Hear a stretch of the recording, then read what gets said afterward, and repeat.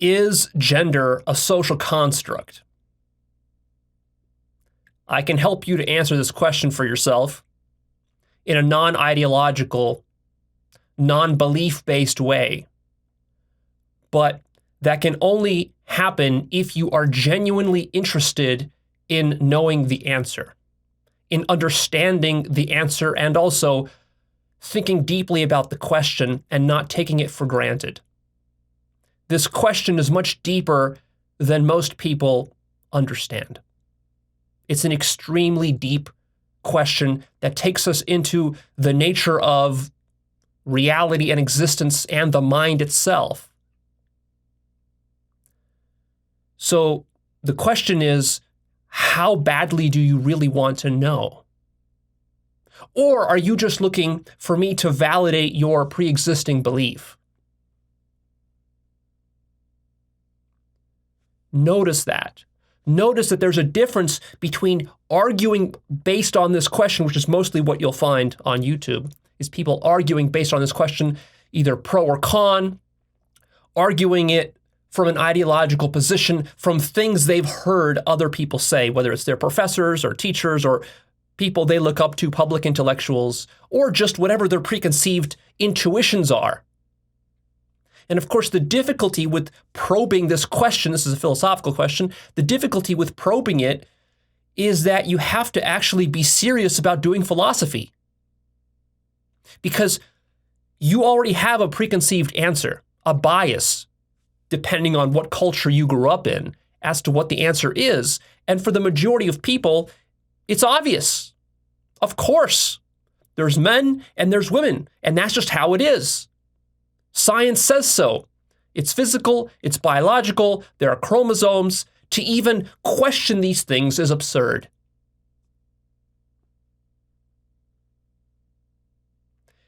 So notice that you're not coming into this question neutrally, with a genuine desire for the truth. You're coming into this question with a lot of preconceived ideas. And one of the reasons that is because as you were growing up, you had to develop your own sexual identity. And that was a struggle for you. You probably don't even realize or understand the depth of the struggle that was there.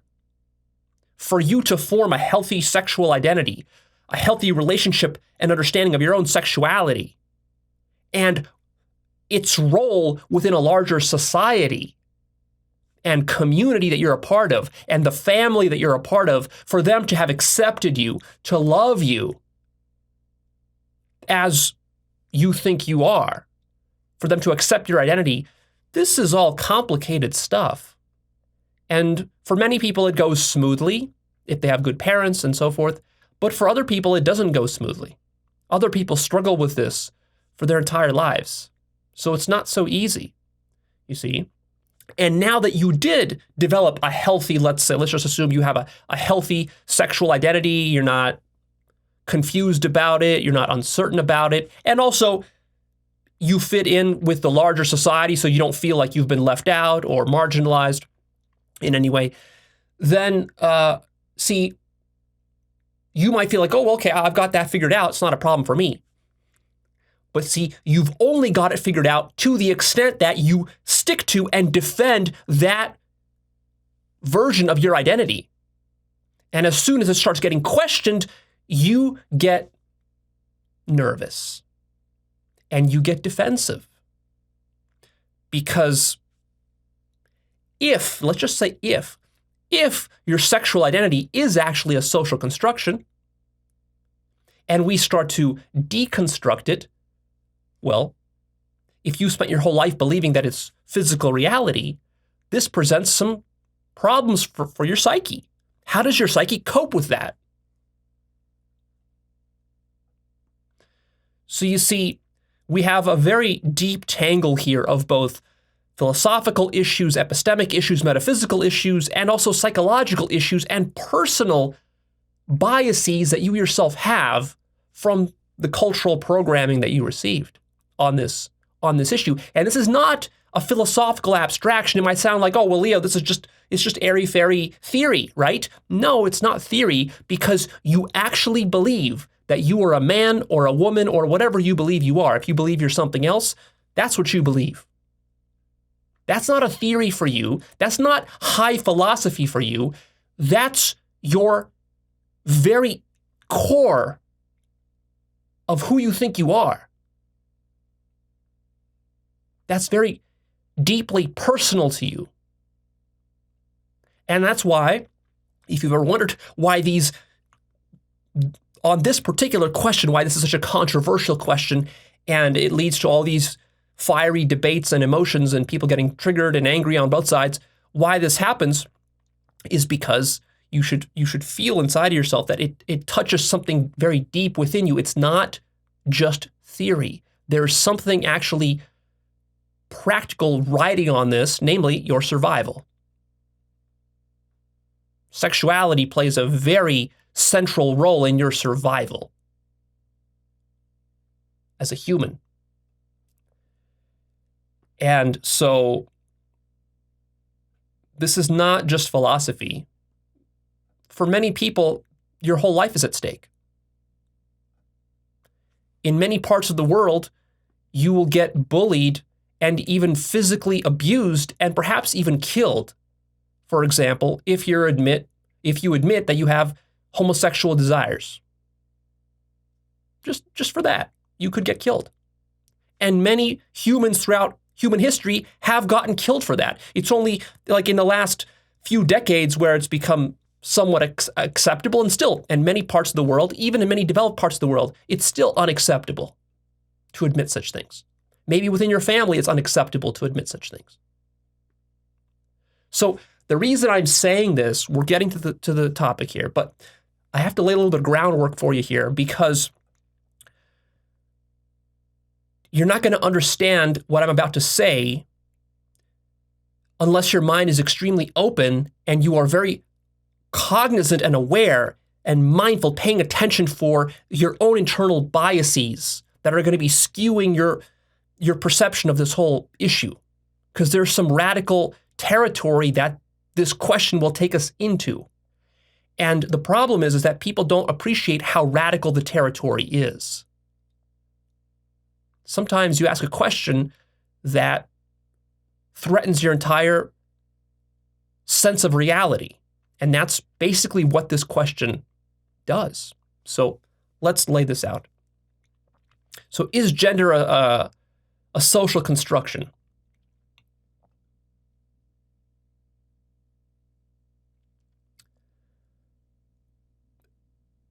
Where to even begin here? So basically what we're talking about is men and women. What is a man and what is a woman? What is male and what is female? You can make all sorts of fine distinctions between man, woman, male, female. But what you have to start to understand is that man and woman, let's work with those terms here. Man and woman. What are these things? That's the core question we're asking here. What is a man and what is a woman? Now, ordinarily, under the materialistic scientific paradigm, we tend to think of a man and a woman. They're just it's just physically encoded in our DNA. A man and a woman are physical creatures that are born, they live, and they die.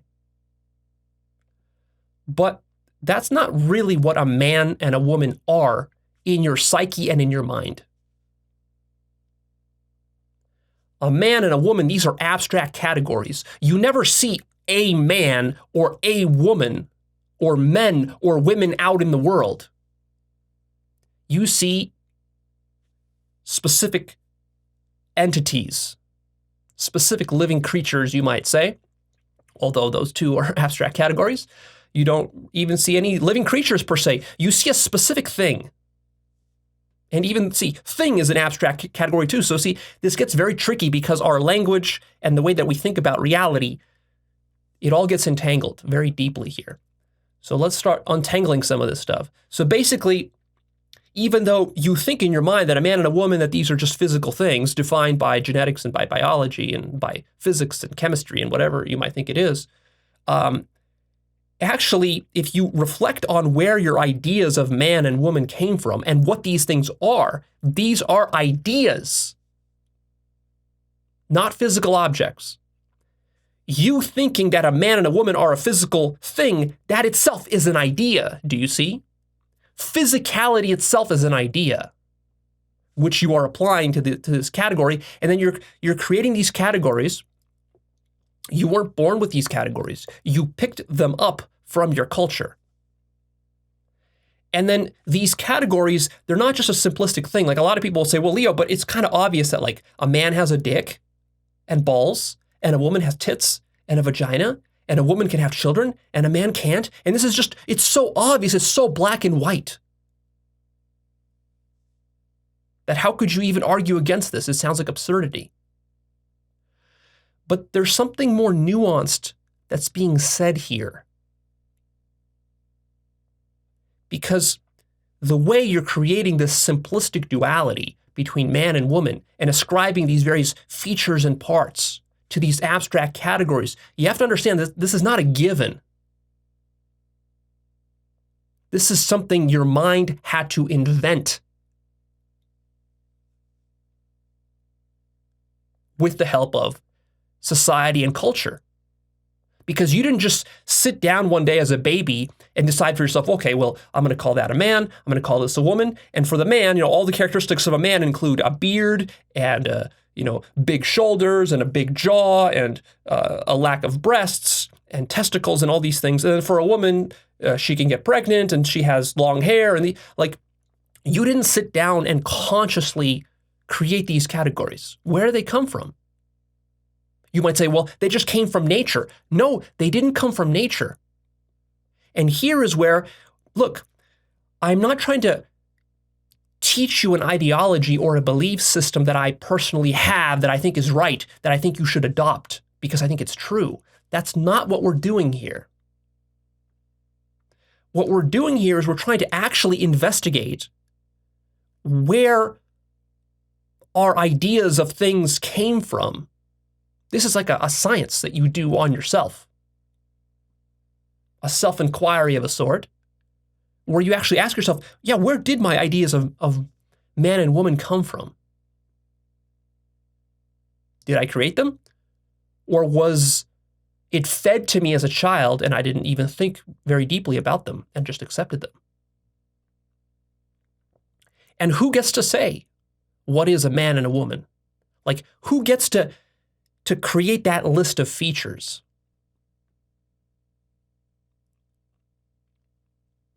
And is this list of features, is it immutable?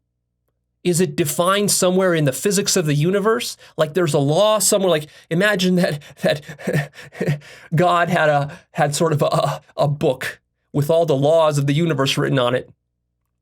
E equals mc squared and a bunch of other things, 1 + 1 = 2 and so forth. And then somewhere in that book it said that a man has testicles and a woman does not. And that is that. That's sort of like the universal definition. It's not like that though, you see. Because we ourselves are constructing these labels and these abstract categories and then assigning various properties or features to them. And so as we're doing that, you should be able to notice that it can be somewhat arbitrary and subjective and relative in how you assign things to these categories. And that could change over time, and also that different cultures could assign different features to different categories.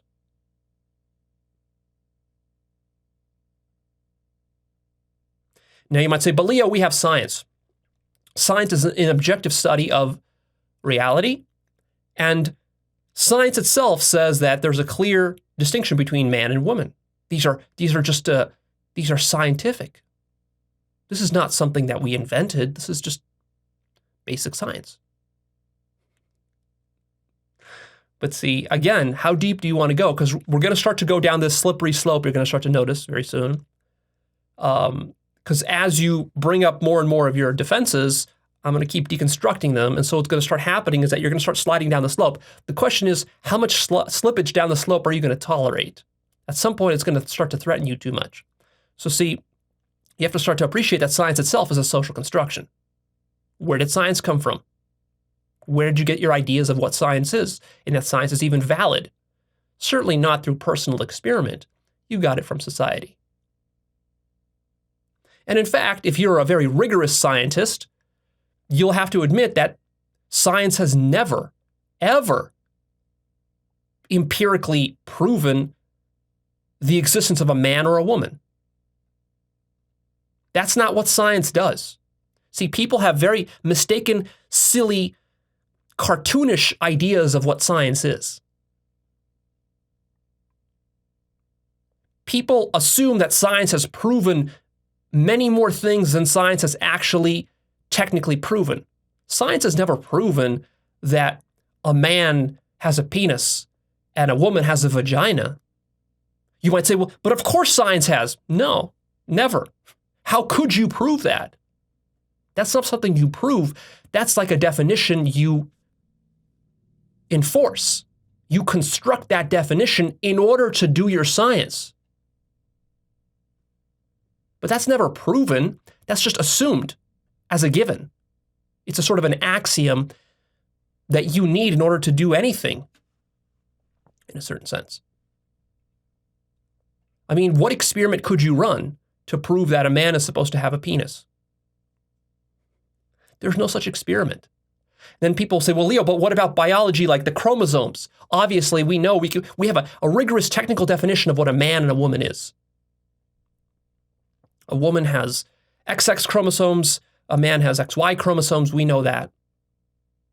But again, that's not something that's actually literally proven by science. That's something that's, see, we're dealing with abstract categories. These abstract categories are actually a meta-scientific phenomenon. You have to create these categories in order to then do your science upon it. Technically, all science does is it does measurements. Now, you can take a human with a body and, measure his genitals or her genitals, and you could take another one and measure their genitals, and you can measure their size, their weight, their length, their type, how they look, and all this sorts of stuff. And you can even measure the DNA and make comparisons and see differences. But nowhere does it say how to categorize those things into some sort of higher abstract category like man and woman.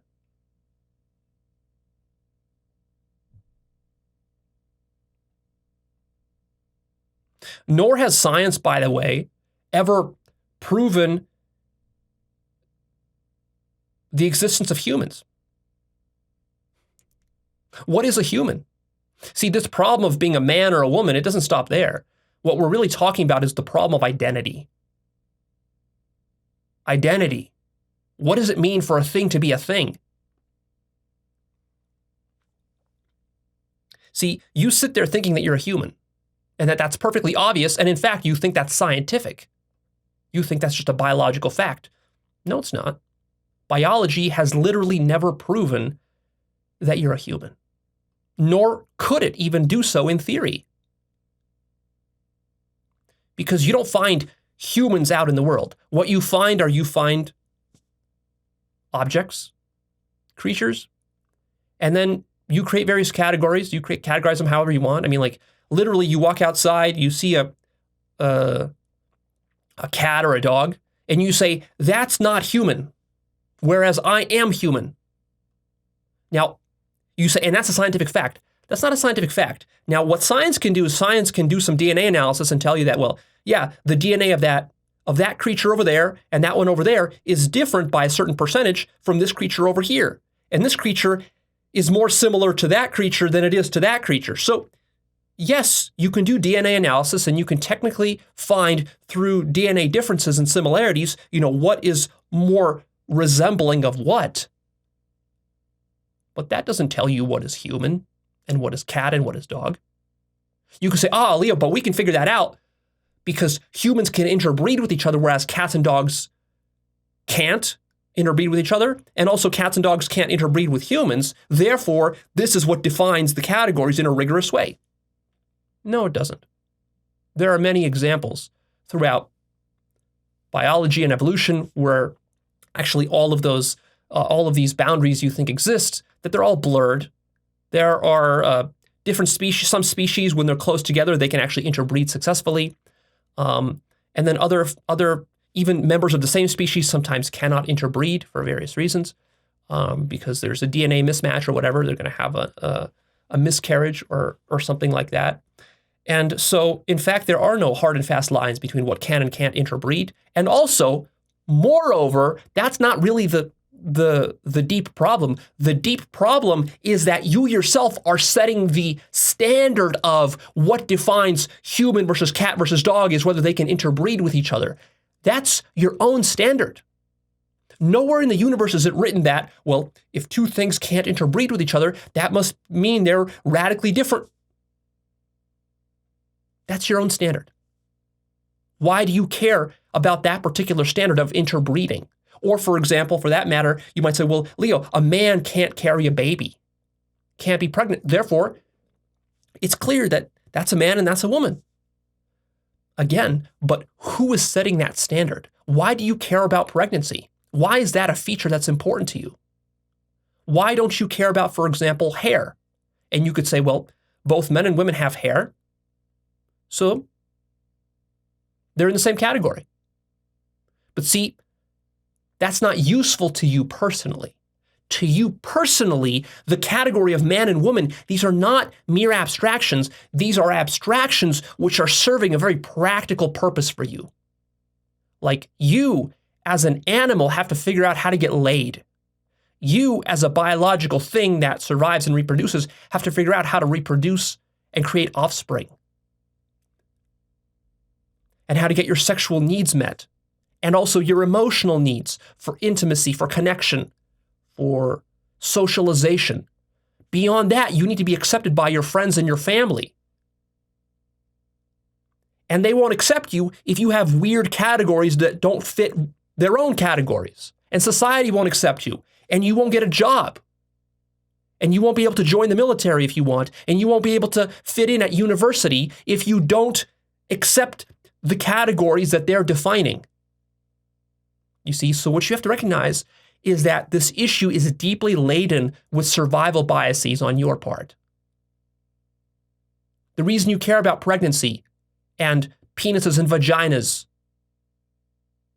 and femininity and masculinity is because you're pursuing these things. You need these things in your life. These are a deep survival need for you, a deep craving for you, and much of your existence is wrapped up about this. I mean, you're watching pornography, you're interested in nudity, you're interested in orgasms and sex, and you masturbate, and you have ideas about what kind of family you want to raise, what kind of children you want to have, what kind of values you want to teach them. Like, this is very, very personal for you. I want you to see that. This is not just philosophy.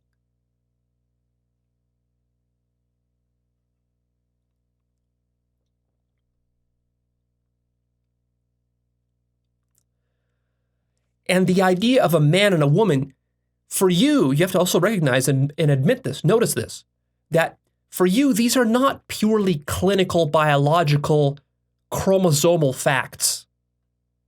Primarily, when we say man and woman, you're not thinking about DNA and chromosomes. You will retreat to that justification if pushed into a corner.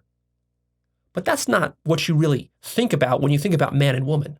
When you think of yourself as a man or as a woman, you're not sitting there and thinking about your chromosomes or your DNA. You have no direct experience of these things. These are things you learned long after the fact to justify your deep intuitions about what a man and a woman is, these categories. And these categories have much more important functional uses in society and in your own life than merely that of how they correspond to differences between chromosomes and DNA. You have ideas about how a man should behave and how a woman should behave. How a man should look, how a woman should look. How a man should dress, how a woman should dress, what kind of job a man should have versus what kind of job a woman is supposed to have, what's acceptable, what's not acceptable for each of them, how they should behave in social situations, how they should behave in bed, how they should talk.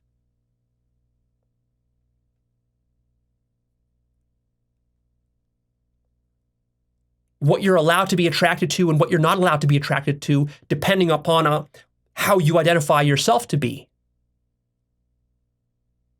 What you think is valuable in a man versus what you think is valuable in a woman. Many of these traits are sort of opposite. When you see a strong, brash man taking sort of a leadership role in a situation, you might think, oh, that's good. That's how a man should be. And then when you see a woman doing that, you look at her and you say, oh, she's being weird. I don't like that. Where did you get these ideas, these standards and norms? You see, most people take this completely for granted and just assume, well, that's just how it is. Can't be otherwise. And it's pointless to question it. And to question it is just empty philosophy and word games. But it's not empty philosophy and word games. And if you study different cultures, you see that different cultures, and also throughout the history of time, that there were very different standards placed upon men and women. Even if we ignore for a moment just the purely physical differences of vaginas and penises, and we look more into the role that you play as a man and a woman in a society, in your tribe, in your family, and so on, these roles have been very different across time and across cultures. Different standards. The kind of length of hair that one is allowed to wear in a society, the kind of occupations that one is allowed to have, whether you're a hunter or a gatherer, or you're a doctor, or you're a teacher, or you're a nurse, right? And even just in the last 50 years, our own last generation or two, the generation you grew up in, we've seen significant evolution and changes in these standards and norms. And this is actually a deep reason why people debate and fight over this question so vehemently and so passionately, is precisely because this question is not purely physical or biological. If it was that simple, there would be nothing to argue over, and you wouldn't get passionate about this question. The reason this question inflames your passions is precisely because you need to fight to defend your ideas of what a man and a woman are. Because if you don't fight to defend them, they'll cease to exist. They'll dissolve. Culture and society will change, and then you will be left out. You will be left with the old ideas, not the new ideas. And see, this is very threatening because you spent your whole life using man and woman as a sort of an anchor in your life to ground your sense of self, your identity, and even your sense of physical reality. You assume these things are physical. So now if someone like me comes along and starts to undermine that by sowing seeds of doubt in there, by starting to get you to question all these distinctions and boundaries as maybe not being physical, but being more mentally constructed, this can be very threatening to you. It threatens your sense of identity, and it threatens your sense of understanding of the world, because all of a sudden, the world you thought you had figured out doesn't make sense anymore. And then this leads you to ask deeper questions about like, well, Leo, but if that's a social construction, then what about science? And if that's a social construction, then what about mathematics? And if that's a social construction, what about something else? And then where does it stop? And usually people don't want to go all the way down the slippery slope. They just kind of cut the line off somewhere, and then they just stick to defending that line because that's what's convenient. That helps them to maintain their sense of reality.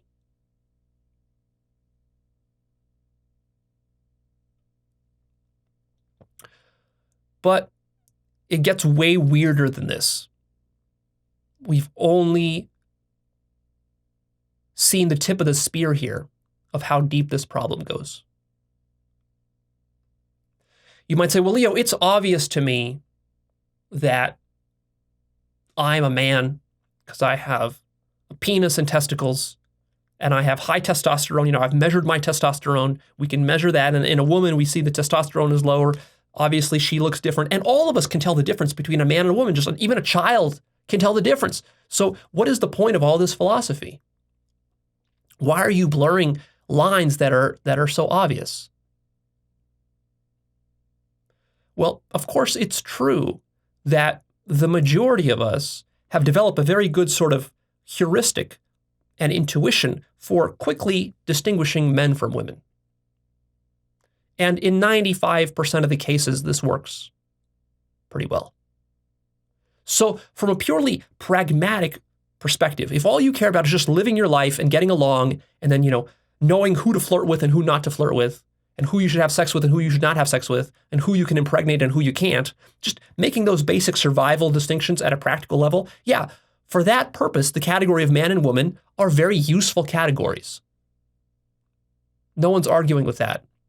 But that doesn't mean they're not constructed. In fact, the reason you're constructing things to begin with is because it's very, very useful. Constructions are very useful. Illusions can be very useful. Falsehoods can be very useful. In fact, the majority of what your mind is doing is it's constructing various fantasies and ideas to help you to get by in life. And it doesn't care very much whether it's true or not, or what the underlying reality is. All it cares about, hey, as long as it works, I'm just going to continue doing this. Until it stops working. See, that's the problem. You might say, well, Leo, if it's working, then what's the problem? Well, the problem is that it works for a while, but it doesn't work forever. And then you run into edge cases that force you to reconcile your model of reality with the stuff you see out in the world.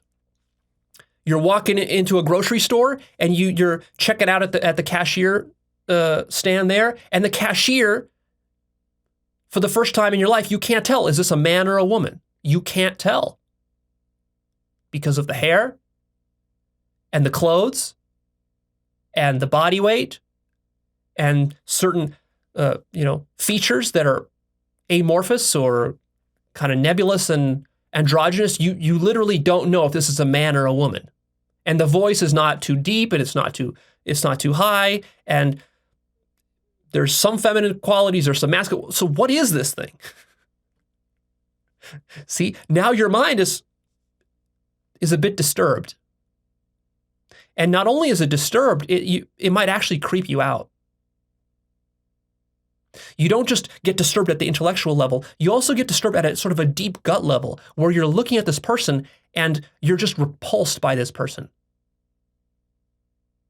Because your ordinary way of interacting with men or women is that if it's a beautiful woman, let's say you're a guy, you're a straight guy, like you prefer to be attracted to beautiful women. You want to be talking to beautiful women. Because why? Because because it gives you dating opportunities, of course. And then if you're talking to men, then there's a certain kind of man that you respect, maybe sort of a macho man, kind of, manly man type of man. And then when you're talking to an effeminate man, you feel like, oh, this guy is weak, that like, I don't want to be that way. I don't like this guy. I'm not going to befriend him. You might feel that way. Why? Because you yourself are in the business of constructing sort of macho man identity. Why? Because you think you need that in order to attract that highly feminine woman that you are attracted to, right? So you're playing this game all the time. And then when you're faced with this cashier that you don't know what it is,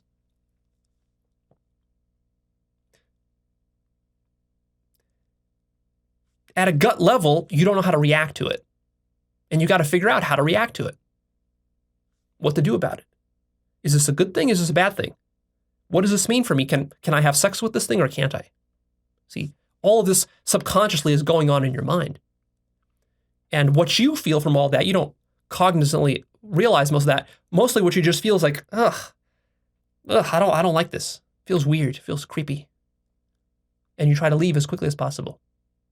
Now, I hear some objections here. It's like, well, Leo, but surely we could take that person's DNA and actually measure the DNA and figure out what the chromosomes are. And based on those chromosomes, that's how we determine what the identity is here. It's a man or a woman. And then just because I can't tell from surface features, I mean, yeah, it's an edge case, but it doesn't really matter. So what? Underneath all that, it's really a man or a woman. And it doesn't matter what this person identifies as long as they got the proper chromosomes, that's just what they are. And then, if they think they're something else, well, that's their problem. They're deluded. They're playing games in their own mind. But again, you're grossly underestimating this problem of identity, of how you think you are,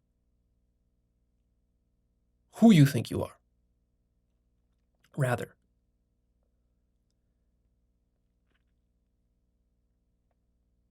You see, man and woman, these are not merely abstract categories that are just applying to other people. They also apply to you. You believe yourself to be one of those or something else.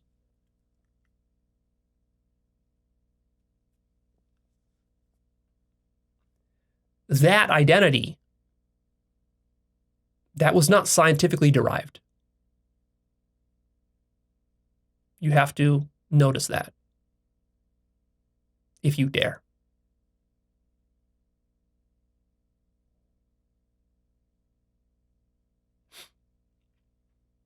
That was constructed by you, and it has to be defended by you. And to defend it, you will use very powerful justifications. You will employ science. You will employ appeals to authority.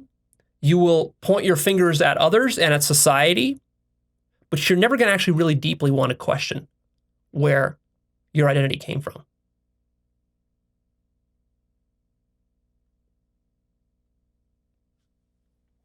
You might say, well, Leo, but it's obvious that I have a penis and therefore I'm a man. This is just a scientific fact, and there's nothing you can say to argue against this. Well, look at this. Look at how tricky this gets here. But you're going to have to open your mind to really see this. See? What I'm saying here is something very radical. I'm saying that when you say that you have a penis and not a vagina, I'm going to make the move that why don't you have a vagina?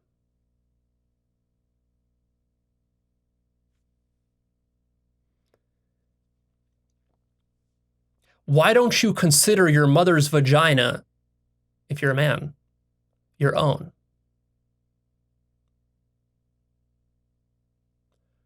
Who told you her vagina is not yours? Now, you're going to say that's ridiculous, Leo, because she's her and I'm me. But you see, there's the rub. There's the crux of the whole identity problem. Who's to say you're you and she's her? Science? Science has never proven that her vagina is not yours.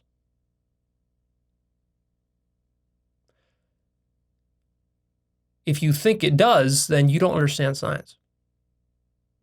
Science does not and cannot prove identity of anything.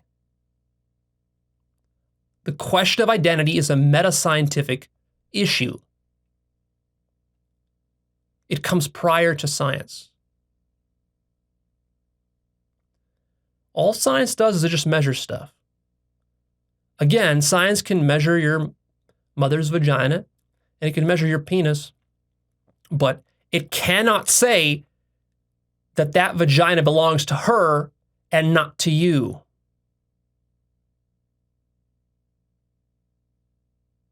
And you say, well, Leah, that's ridiculous because clearly I'm over here and she's over there. There's no way that her vagina is mine because I don't feel it. I can't use it. But again, that is your standard that you're drawing. That you have to feel it and use it. Why? Where is the line? I dare you to take your finger and to point at the line between you and your mother's vagina.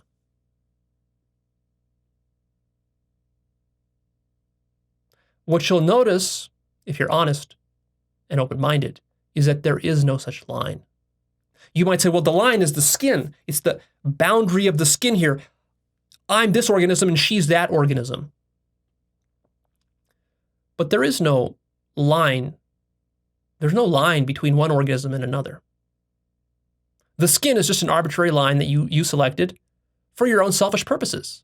You have to see that. You have to see that your own selfishness is completely distorting and biasing this entire inquiry.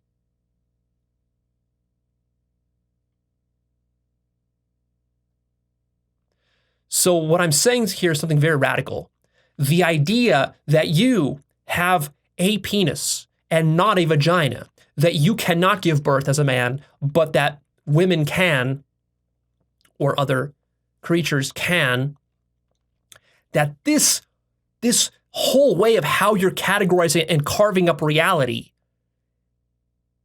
it's all a construction. What I'm telling you is the paradigm you've lived under for the last how many decades of your life is the idea that you're this separate creature here with a penis or with a vagina and so forth. And what I'm telling you now is just imagine changing that paradigm such that you start to see yourself as having 3.5 billion penises and 3.5 billion vaginas.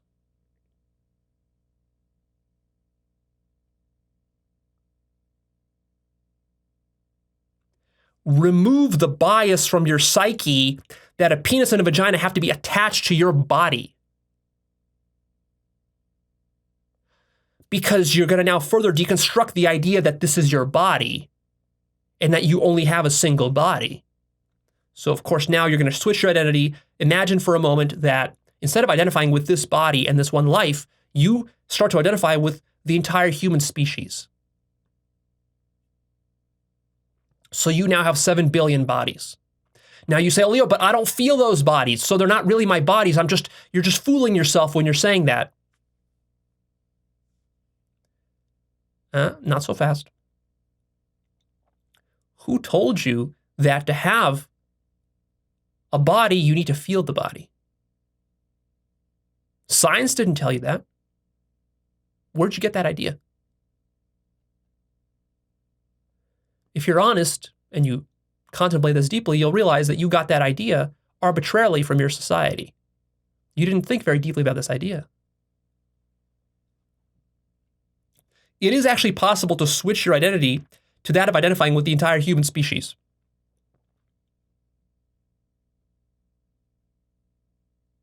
And you might say, well, Leo, what's to stop me there? Why don't I identify with the entire planet? Yeah, you could. And Leo, what's to stop me if I'm the entire planet? Why can't I identify with being the entire solar system? Right, you could. Well, what's to stop me from going further? Nothing. Nothing is stopping you. And so now you might say, well, Leo, what is my true identity? Because now I'm not like even human anymore. What is a human? Well, that's right. What is a human? A human is a social construction. There's no such thing as a human. Now, when I say that, it doesn't mean that this thing you're seeing here disappears. This is the mistake people make, is that, see, they think that when we're talking about social construction or mental construction, we're talking about something very simplistic and stupid. Like, well, Leo, why can't I just imagine myself to be a kangaroo and turn into a kangaroo? That's not what I'm saying. I'm not saying you're doing that. When you imagine yourself to be a human, that's a conceptual overlay that you're adding on top of whatever is experienced right here. The raw experience here, let's say it's not going to change. It is what it is. This body is sitting here and talking to you. And ordinarily, you project upon my body that it is a human being, that it is biological, that it is a Homo sapien, that it is a man, that it is Leo. These are layers and layers and layers of conceptual abstractions projected upon what is actually here. Now, if you remove all of those, this will still be here. The colors and noises I'm making will still be here. You're still going to see basically the same shape. But it will no longer be human. It will no longer be Leo. It will no longer be a man. It will no longer be alive, even. You might say, Leo, but you're just playing word games. If we remove all these labels from you, you're still you, and everything is still the same. Nothing changes. It's just word games. Mental masturbation, right? Wrong. If you think that what I'm communicating to you, and this is an advanced communication, I'm not parroting some ideology to you. I'm trying to get you to actually think about the very nature of your being.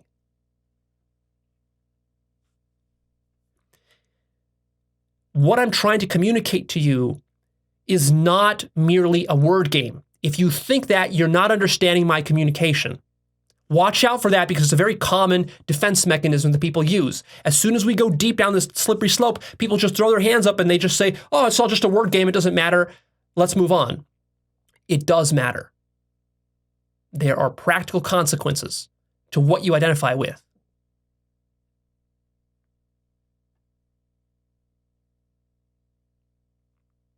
Because these abstract projections of categories you make, they bring in with them entire implicit webs of meaning that you're barely even conscious of. See, you assume I'm a man, but you don't really know. For all you know, I might not have testicles. You don't know that. You assume that based upon a certain projection you make upon me. You also assume I'm human. You assume that I think of myself as this body. See, because you identify as being a body and a man or a woman or whatever, as a human, you also therefore project that upon me, and you assume that I do the same thing too. And you assume that all humans do the same thing. And if they don't, that they're insane. And by this point, you're probably thinking, I've lost my mind. But consider the possibility that not all humans think of themselves as human. Only some do. The ones who aren't very intelligent. The ones who haven't thought very deeply about these things. But that there are other humans who actually literally do not think of themselves as a human. And that is not something that they're just tricking themselves into. You could say, well, Leo, but yeah, of course you can. I mean, in theory, you could trick yourself into believing anything. Like you could think of yourself as a unicorn. That doesn't make yourself a unicorn, right? You could be an attack helicopter if you wanted to. As the meme goes. But that's not what I'm saying. Yeah, of course you can construct any kind of identities you want. If you want to think of yourself as a unicorn, you can. And that will have certain consequences. And does that mean that your body will turn into that of a unicorn? No. But it can have other consequences in your life, positive and negative. Maybe if you believe you're a unicorn, you won't have that crippling low self-esteem problem, and maybe you'll be able to talk to girls. Whereas when you think you're this ugly human, you can't do it. When you think you're a man, but you don't match up to the sort of the Arnold Schwarzenegger stereotype of a man, you struggle talking to a beautiful woman as this kind of man, because you feel like you're inferior as a man. You don't feel like you're a strong, sort of stereotypical macho man, alpha male, and therefore you're not confident flirting with her. But maybe if you start to believe you're a unicorn, even though your body won't change, maybe now you think, oh, well, as a unicorn, I'm this magical special creature, and I'm the only one. Unicorns are rare. So maybe that increases your self-esteem. And you might say, well, Leo, maybe that's even true. I'll grant you that maybe that's even true. You could bullshit yourself into believing anything about yourself to make yourself feel good, but it doesn't correspond with reality.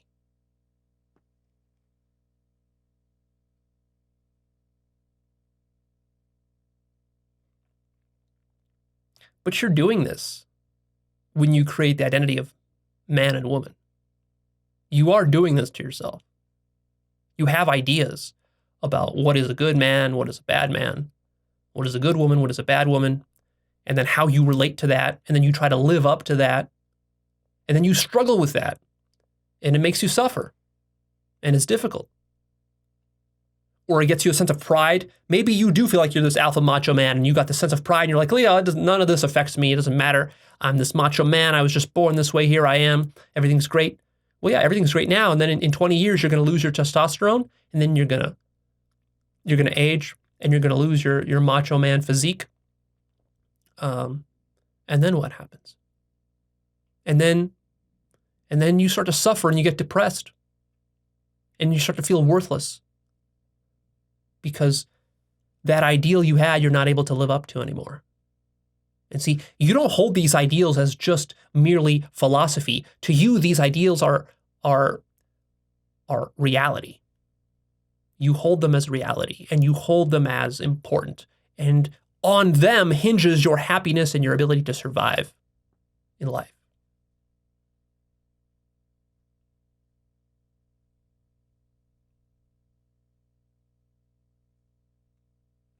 Identity is a purely imaginary, conceptual, relativistic thing.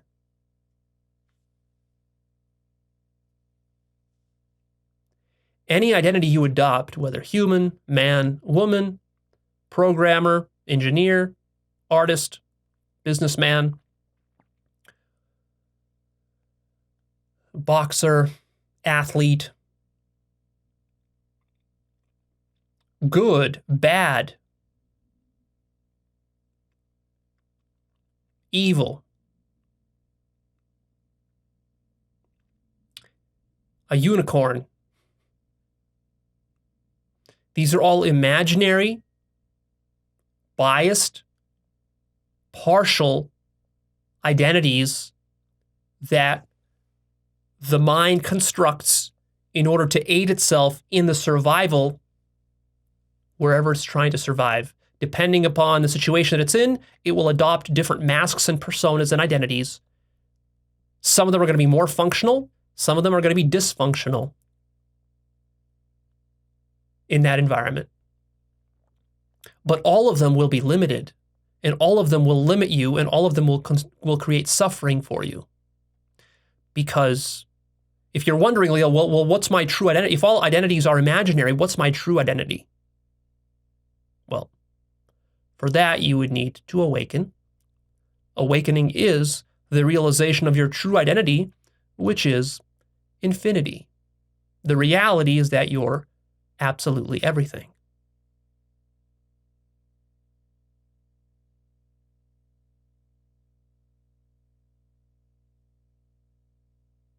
Your mind, everything that is occurring within your mind. Your mind is that which unifies everything, or that which creates divisions between things. So for example, right now you're sitting there and you're thinking, well, Leo, I'm a woman and you're a man. You have a penis, I assume. Let's just assume that. And Leo, I don't have your penis. I don't know what kind of nonsense you're spewing here, but your penis is yours. It's not mine.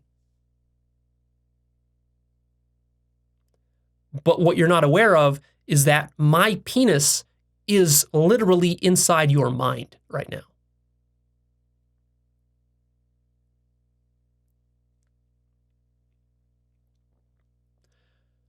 What you think of as my penis as being a separate physical object from you or from your mind is not. This is a mistake you've made in your awareness of your own mind. My penis has never existed anywhere but within your own mind. And it's your own mind that told you that that is not your penis. You've literally disowned my penis in your own mind. And you did that so that you could be a woman. If you did not do that, you would not be a woman. You would not be able to maintain that identity. Which is precisely why, if you're resisting some of the things I'm saying right now, or you feel disgusted or offended or triggered by the things that I'm saying, or they're making you scared or anxious or nervous, the things that I'm saying, that's because what I'm saying is directly undermining your fantasy of being a woman. You see, for you to keep your identity as a woman, you have to keep disowning my penis as being generated by your mind. For this disownment to keep happening, you have to keep enforcing it, which is why you might get emotional here. You might be tempted to, go down in the comment section and leave me some nasty comment, some snarky remark. You might want to argue with me and debate this point. But you can't debate this point because what I'm telling you is how it is. You can only deny it. So the question is, what kind of denials will you invent in order to keep disowning my penis as being your own mind?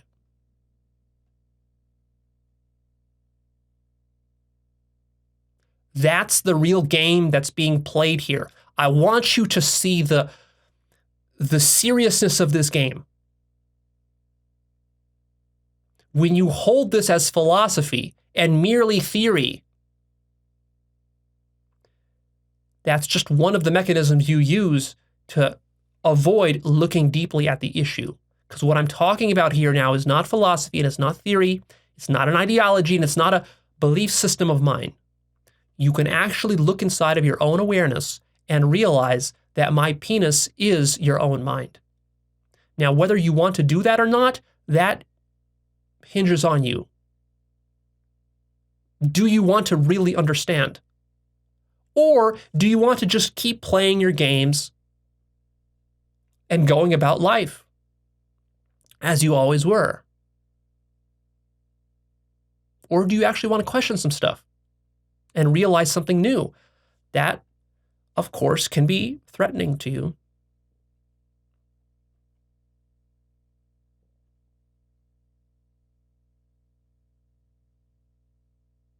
You have to start to notice that what you identify as is not any kind of objective truth. What you identify as is that which helps you to survive. And that, in fact, what helps you to survive are fantasies and illusions, not truth. So you're very committed to your fantasies and illusions. And you're very committed to your sexual identity. Because you see, if you start to open your mind to some of the things I'm telling you, this is going to keep you awake at night. This might produce an existential crisis for you. You might start to question your sexuality, and you might start to now open your mind to the possibility that you've had maybe sexual urges that you were denying. Maybe you had some sexual attraction towards the same sex, and you were suppressing those deep in your mind because you had to disown those in order to maintain the construction of yourself as a woman or as a man. And so you did that, and you're not even aware yet that you did that. You might have done that 30 years ago when you were just a baby. And to this day, it's still repressed in your mind.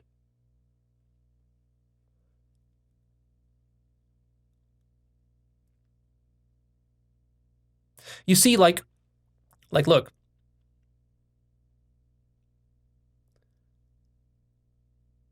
Science can measure a rock. It can measure its length, height, breadth, width, whatever, its size, its colors, and so forth. Science can do that. But what science can't do is tell you that it's a rock. I mean, it can, but that's not strictly science. It's just a meta-scientific projection. A category, abstract category that is made. See. Now, if you look at a rock and you ask yourself, does a rock have a gender? Is a rock male or female? It's pretty obvious that rocks don't have gender. Why would they? I mean, what is gender after all? Where did it come from? Like, ask yourself, in the universe, where did male and female come from? When did they come into existence? Before there were humans, before there were mammals, before there were even fish.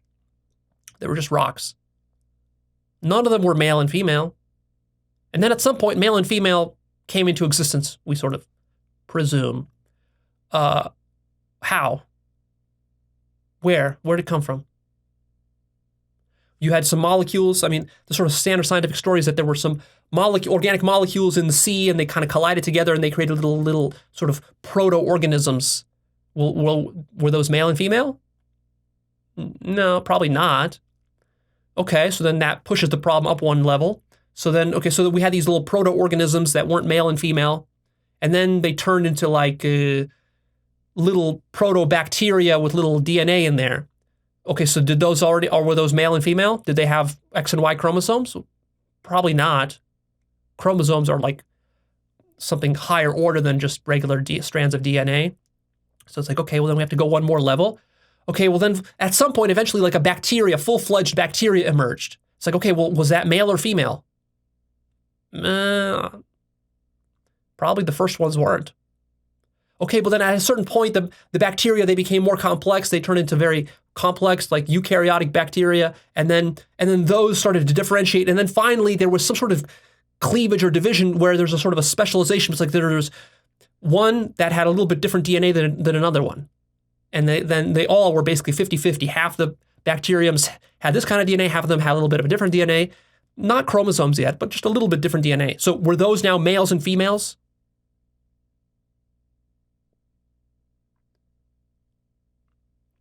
And you will still probably be forced to say, no, not really. I mean, that's not what we really mean by man and woman anyways.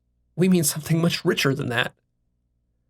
But anyways, at some point you get to a point where you have like one lizard that's female, one lizard that's male. They have different organs and even different chromosomes. And now finally you say, okay, well, this one's clearly male, this one's clearly female. But do you see how arbitrary all this is? There are no lines, there are no clear lines there anywhere.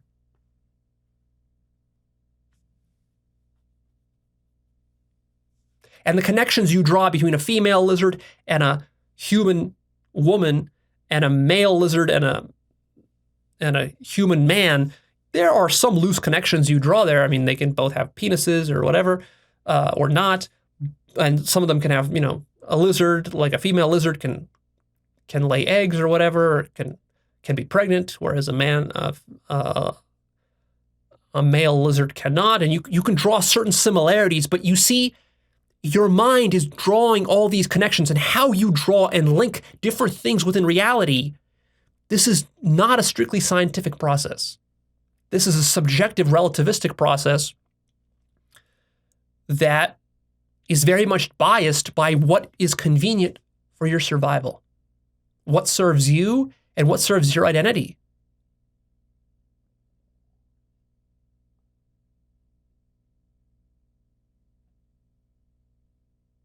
Are you getting this? Are you starting to see how these abstract categories are projections of your own mind? They're not really there. I'm not really a man. You think I'm a man because that's how you're used to thinking about me. And I might even think of myself as a man, or maybe I won't. It depends. Don't assume that I'm going to think of myself the way you think of myself.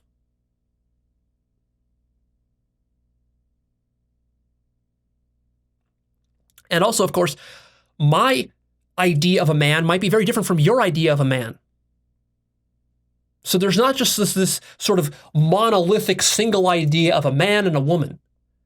Each human on the planet has their own ideas of a man and a woman. There's 7 billion different ideas of man and woman on the planet. And most of them aren't very original. Most of them are just blindly indoctrinated into us as children, and we just live with them for the rest of our lives without ever questioning them. And so what we see with these sort of culture wars that are going on in society politically, with the gender sort of wars and the trans rights and this sorts of stuff, and the lesbian gay issues and whatever else, what other identity, gender identity issues there are, multiple different genders that are like non-binary. So transgender. So what we're seeing with all these sort of culture wars is that it's literally a war for the definition of these categories. That's why it's such a juicy and intoxicating issue. It triggers people a lot, precisely because this issue can't be settled physically by science. This is a meta-scientific issue, which is going to be settled at a societal and cultural level through a culture war. So we needed a culture war to get to the point we're at now, where gay marriage is considered acceptable and homosexuality is not considered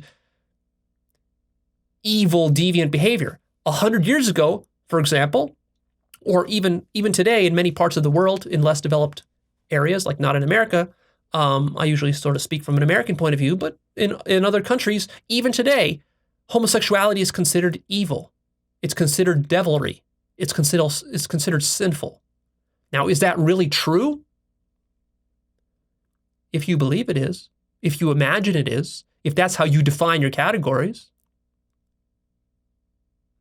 But here now in America, we've redefined our categories in the last couple decades such that that is no longer the prevailing opinion. And that has threatened many people. And the people it threatens the most are those who are the least secure about their sexual desires and their sexual identity. There's actually been research done on this. The people who are most vehemently opposed to homosexuality are those who themselves have latent, repressed homosexual tendencies that they've repressed and denied. Which is precisely why they're so adamant about demonizing homosexuals. It's a projection. They're demonizing homosexuals because they don't want to acknowledge that part of reality as being part of themselves and their own psyche. So they're disowning it. They're actively disowning it, but they're not aware that they're doing this. So anyways, the point is that these standards change. And you might say, well, Leo, but this is still all pure philosophy. It doesn't have any practical consequences. It does have practical consequences. It has practical consequences for how you relate to the opposite sex or even the same sex. It has practical consequences for your dating life, for your relationships, intimate, and so forth. It has practical consequences for how you raise your children. And here's another practical consequence, which is going to come pretty soon in the future. Look, pretty soon with genetic engineering, not in our lifetimes, but probably in future generations, what's going to happen is that mankind is going to start to modify our DNA, splicing it with that of animals and other creatures. I mean, this is obviously coming. Just a question of when. So this will completely blur the lines of what you consider as human. So what happens when we blend the DNA of a fox and a dinosaur with human DNA? Is that a human? Is it a fox? Is it a dinosaur? Is it a man? Is it a woman? What happens if we take some DNA from the woman's chromosome and we give it to the man and vice versa? What happens when we start creating creatures that combine the chromosomes of both men and women? What happens when we create a creature that has a XXY chromosome or an XYY chromosome? What is that going to be? Is that going to be a man, a woman, something else, a hybrid? Do you see how arbitrary all this is? These categories of man and woman, you can try to cling to them for now. I mean, even now it's becoming untenable. But let's say you can cling to them for another generation or two, but you're not going to be able to cling to them for more than a few generations at best. Once all this genetic engineering starts going, it's simply not going to hold. And even your category of human is not going to hold. It's not going to hold. For example, we could probably extract some DNA from old Neanderthal fossils and other, even older hominid fossils. We could even, do the sort of Jurassic Park thing where we can even birth a Neanderthal in the future or some sort of, earlier hominid. We can have those, and then the question will arise: are those human? And then we can further take those and mate them with modern humans, and then the question will arise: are those humans? And you see, so everything will get completely blurred. And so it's very practical, right? So actually what I'm talking here has scientific implications. It has practical scientific implications because if your mind is so close as to only think in these categories, to hold these categories as scientific, if you're a scientist and you actually believe that man and woman are defined by science and that humankind is defined by science or by DNA, this is actually limiting your ability to do science. You're not thinking enough outside the box. You're thinking way too narrowly in some sort of limited black and white dualistic paradigm. And future scientists who have a more open mind will outdo you in your science, and they will make radical new discoveries and crazy new technologies that will better mankind or other kind. And then you will be left in the dust as a dinosaur. As the dinosaur that you are. And you will go extinct. And your philosophy and your worldview will go extinct because there's more accurate philosophies and more accurate worldviews out there. And they do have practical consequences. And just like Albert Einstein relativized the idea of space-time, going from absolute to relative, space-time and velocity, the same will happen with the idea of humans.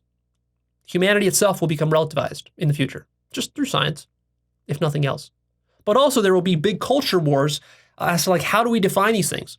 And are there dangers and risks here? Absolutely. Now you say, Leo, well, maybe you're right. Maybe technically you're right. Maybe man and woman are these abstractions, but ultimately we got to keep society cohesive. I mean, what's going to happen if everybody just starts coming up with their own sexual identities and just being whoever they want? And one person is a unicorn, another person is a kangaroo, another person is an alien. I mean, where does it end? It becomes, it becomes this sort of a pluralistic madness. That is an important consideration. And I am not saying that you should completely discard the notions and categories of man and woman. These are useful categories. I still use these categories in my own life. They're effective for certain purposes. The only thing is that you just have to keep in mind the limitations of what you're constructing, and you have to be honest with yourself that it's constructed. So there's no problem with construction per se. I mean, the majority of what mankind does is constructing stuff, whether physically or mentally in our minds. We're always constructing stuff, and we need our mental constructions. The only problem is when you cling to them, you become closed-minded about it, you go into denial that they're constructions, and you refuse to ever change them. That's the problem, is when you get too rigid about it, too ideological about it. And there are constructions that are useful and valuable and worthwhile to preserve. So for those of you conservatives and traditionalists in the audience who are probably disgusted already by all the things I've said, you're wondering about, well, what about the old traditions that are worthwhile to preserve? Yeah, there are useful categories to preserve, and we should probably preserve the male-female category for a bit longer because it's useful for dating, for raising children, but also recognize that you have to be careful about it because it can also be harmful. Just because it's useful to you for a specific situation doesn't mean it's useful to everybody. It limits certain people. It might limit your children. You have to be open to that. You see, the constructions and categories that got us to where we are today are not going to be sufficient to get us to the next level of mankind's evolution. But nevertheless, they can serve as a sort of a foundation. We just have to be honest and aware of what the limitations of the foundation are. So this sort of like a Jordan Petersonian idea of like, well, we shouldn't, question traditional marriage too much because that's going to lead to families breaking down. There's going to be a breakdown of families, and then there's going to be violence, and then we need strong traditional family values and this sorts of stuff. This is sort of the traditional line. And children are going to grow up confused. They're not going to know whether they're a man or a woman or a unicorn, and this is going to be dysfunctional. They're not going to know, how to relate and how to date and how to flirt and how to do this. There is definitely some truth to that concern. It's way overblown by conservatives, but there is some truth to that, is that, yeah, like for example, if you grow up with parents who are very hands-off and give you no pointers and guidance as to whether you're a man or a woman or how to relate to the opposite sex, and they just say, well, you figure it all out yourself. Maybe you're a man, maybe you're a woman, maybe today you decide you're a man, tomorrow you decide you're a woman, and then the third day, on Friday you decide you're a unicorn, and yeah, just experiment and just kind of go with the flow, kind of, these sort of hippie parents that sort of tell you this when you're very young. They don't enforce a strict standard for you of being man or woman. They buy you toys of all kinds. If you're a boy, they buy you a Barbie. If you're a girl, they buy you hot cars or whatever, or guns. And you grow up playing in a sort of confused environment. Yeah, it does lead to more confusion. See, that's one of the trade-offs. One of the trade-offs of relativity is confusion. That's not a mistake. That's not a bug, that's a feature. Confusion can seem bad at first, but it forces you to actually reconcile and deal with reality, with the complexities of reality. You can no longer rely on just simplistic black and white categories without thinking about them. Here now, the kid has to actually think for himself. He has to be aware of his own feelings and cravings and desires. He has to be honest with himself about do I really enjoy playing with guns more or with Barbies? And if I enjoy playing with Barbies, do I feel guilty about that as a boy because I want to be like all the other boys? Or am I cool with that and I can embrace that and I can be strong enough to take the sort of insults that other boys will hurl at me for playing with Barbies and liking Barbies? Can I develop a spine, or am I going to be insecure? That's going to develop some sort of psychological neuroses within me, and I'm going to be wrestling with this trauma for the rest of my life because I'm playing with Barbies in the playground, and all the boys are laughing at me and picking on me and bullying me and punching me and all this sorts of stuff, and then that's going to make me into a fucking homicidal serial killer in 30 years. That's possible. It's absolutely possible. And it's possible that you don't develop a firm, clear sexual identity within yourself. Therefore, for the rest of your life, you're going to be sort of sexually weak and confused, and you're not going to know how to flirt with women too well or with men because you're going to be kind of splitting the difference there. You're not going to be developing a strong feminine or masculine polarity. And you're going to be confused, and maybe you're going to be even frustrated sexually because you're not going to have the kind of, polarized sex that maybe you might want. And so this whole thing might be very confusing for you and might lead to a lot of suffering and sexual problems. Is that possible? Absolutely. And we're seeing more and more of that today. If you were born 500 years ago, in a sense, life was a lot simpler because the society was so rigid that you couldn't even bring up the idea that you were gay or not a man or not a woman. You probably would have been killed just for saying that. So you didn't say it. So the choice was easy for people back then. You just were a man and a woman. But now, as a society liberalizes and opens up, gives us more freedom. It gives us more freedom of choice in all different ways. You have more freedom as to where you can fly, where you can travel, where you can live, what you can eat, what books you can read. This is what freedom means. I mean, you conservatives love freedom. At least you claim so. Well, how about the freedom to identify as whatever you want? See, you don't want that freedom. You only want as much freedom as you can tolerate and no more. Because freedom is actually death to the ego.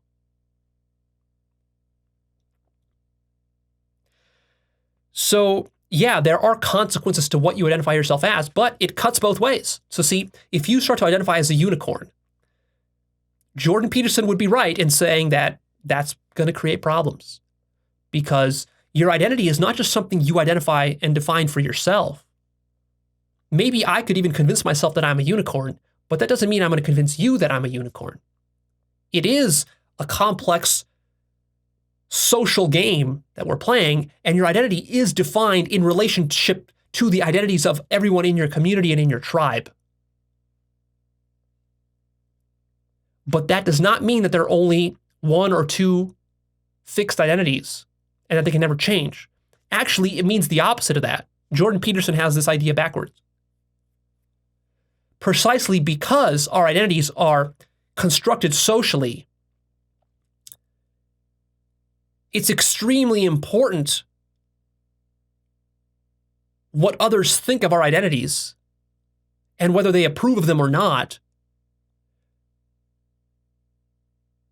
And that's precisely because the identities are not real, you see. It's sort of like with money. Money is not real. It's purely imaginary, but it is extremely practical and important and serves a very crucial function within our entire society. Like our entire society would collapse if we got rid of the idea of money right now, tomorrow. And it only works precisely because it's purely an illusion and everybody buys into it. As soon as people start doubting the value of the dollar, the entire American country would collapse if that happened enough. Now, the mistake that people like Jordan Peterson make here is they say, well, that proves the reality of the dollar. No, it doesn't. It actually proves the immateriality and the imaginary nature of the dollar.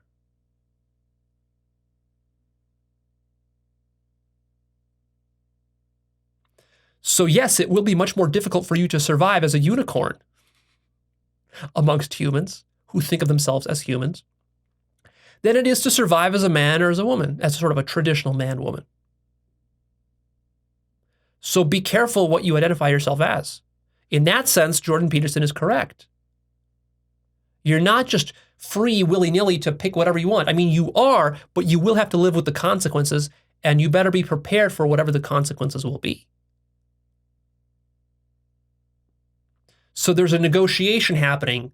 You're identifying yourself in a way that other people will tolerate.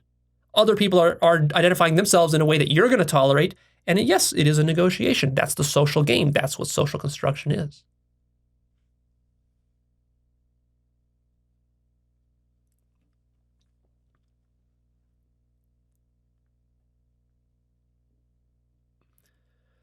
But now I have a bit of bad news for those of you who are sort of in the progressive LGBTQ plus camp, who probably have been liking some of the things I've been saying up to this point. I have some bad news for you. And the bad news is this, is that you're still falling into the trap of identity. You're a little bit more conscious than the conservatives who are in denial about this whole thing, but you're still falling into the trap and you're still creating problems for yourself. So here's how. See, once you start to open yourself up to this idea that gender is a social construction, okay, then you start to play around with different identities and genders and so forth, and you're doing that. First of all, along the lines of what Jordan Peterson says, is like, you could be picking identities which are not very healthy for you. Just because you have the freedom to pick some identity doesn't mean you're going to use that freedom wisely. So you could be doing that. You could be just confusing yourself and taking yourself sort of down a dead end. But also, see, whatever new identity you adopt, let's say you were born a man and then you decide that you want to be a woman, or vice versa. And you say, well, I was born a man, but really my soul was that of a woman. And then I've transitioned and now I've become a woman. And that's who I really am now. No, you fooled yourself. You fooled yourself. You just made the same mistake that ordinary traditional men and women make. I mean, you kind of flip-flopped. It took you longer, but you made the same mistake in the end, because now you identify as being a woman or a trans woman or whatever, and you really believe that's what you are. That's who you are. And again, the reason you're so touchy about that and you're so defensive and you get triggered and maybe now some emotions are arising within you, maybe some nervousness, maybe now there's a little bit of fear, maybe now you're not liking what I'm saying because what I'm saying now is again going to threaten your identity. And you might say, oh, Leo, but you're being anti-trans now because, I've worked so hard to overcome all the abuse and all the ridicule and all the confusion in my life. And now I finally settled on my trans woman identity and I finally gotten there. I have a little bit of peace in my life. And now you come along, Leo, and now you're disturbing that peace. Yeah, because you built a house of cards on a foundation of sand. And I'm merely pointing that out to you. You see, it cuts both ways. If identity is truly relativistic and imaginary, and it's not objective and it's not scientific, and we are the ones defining it, that means you constructed your trans identity. You also constructed your gay identity or your lesbian identity. And if you believe you're some gender that's not a man or a woman, but something in between or some, XYZ thing, whatever you think you are, you constructed that. It's still a limited, partial identity, and it's going to cause you problems and suffering because every limited identity necessarily causes suffering and problems. Why? Because the truth is that there is only one identity. Infinity. You're not a trans woman. You're not a gay man. You're not a lesbian. You're not bisexual. You're not some XYZ thing. You are infinity. You're everything.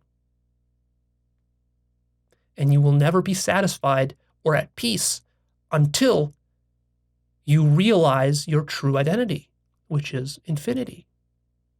You're everything.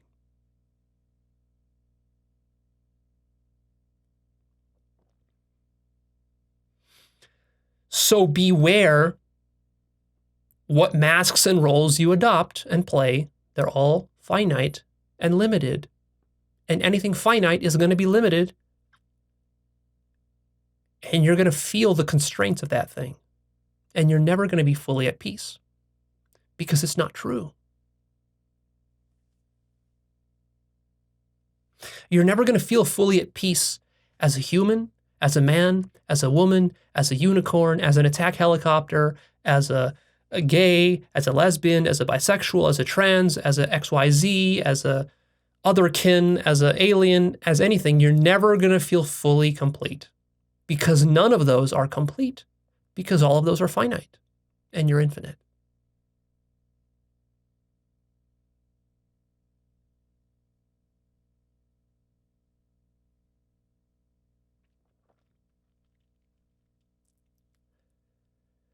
The nice thing about the man-woman identities is that they have been time tested. They've been tested and refined and evolved over thousands of years, probably more like hundreds of thousands of years. And our culture has also evolved, co-evolved with those identities such that they're functional. They're functional partially because our culture is designed to make them functional, right? So it's a sort of a reciprocal, self-fulfilling prophecy sort of type of relationship, a reciprocal relationship where the two halves were designed or co-evolved to fit nicely together and work organically, smoothly together. And for the most part, they do. There's a nice sort of division of labor, division of responsibilities between men and women, and it for the most part, it tends to work. It doesn't work for everybody, but for the most part, it tends to work. And that doesn't mean it works because it's absolutely true in some ultimate sense. It works simply because that's how it evolved. It evolved to work that way. In the same way that there's a symbiosis between a bird, like a hummingbird and its long nose, beak, and a certain flower, which also has a long petals and a long, sort of cone. And so there's a very nice fit between the two. Why is that? Is that because the hummingbird is, some sort of absolutely true thing? No, it's just because the hummingbird evolved this way and the flower evolved this way and they co-evolved and they work together. This one pollinates that one and this one helps this one, feed its children with nectar and stuff. And it works. It's a symbiosis. So man and woman is a sort of a set of symbiotic dualities. And there is sort of a deep wisdom to it there. And in that sense, conservatives have some good idea about that. But also, you have to recognize that all of these symbioses, because everything is evolving, not just hummingbirds and flowers, everything is evolving, including mankind, society, culture. And in fact, mankind and society and culture are evolving at much more rapid speed, many orders of magnitude more than hummingbirds and flowers. So for the hummingbird, the life is easy because it always finds the flower, unless mankind destroys the flowers and then the hummingbird is fucked. But, life for the hummingbird in a sense is easy. It doesn't need to think about these things. But for mankind, because our environment is evolving so fast, every generation we have sort of a new media environment, new cultural environment, things are changing, everything's globalizing, DNA and computers and all this crazy stuff. It's all coming online. And so we are forced to evolve faster. So really, you are sort of like a hummingbird, and I'm telling you that, okay, you've been a hummingbird, but now stuff is changing. You got to adapt. You got to actually change the shape of your beak to fit into this new thing that's coming online. Because these old flowers that used to exist, they're all dying out. They're all changing into something else. So you either adapt or you die. And for humans, we have to do it mentally. It's our minds that are the beak that needs to change.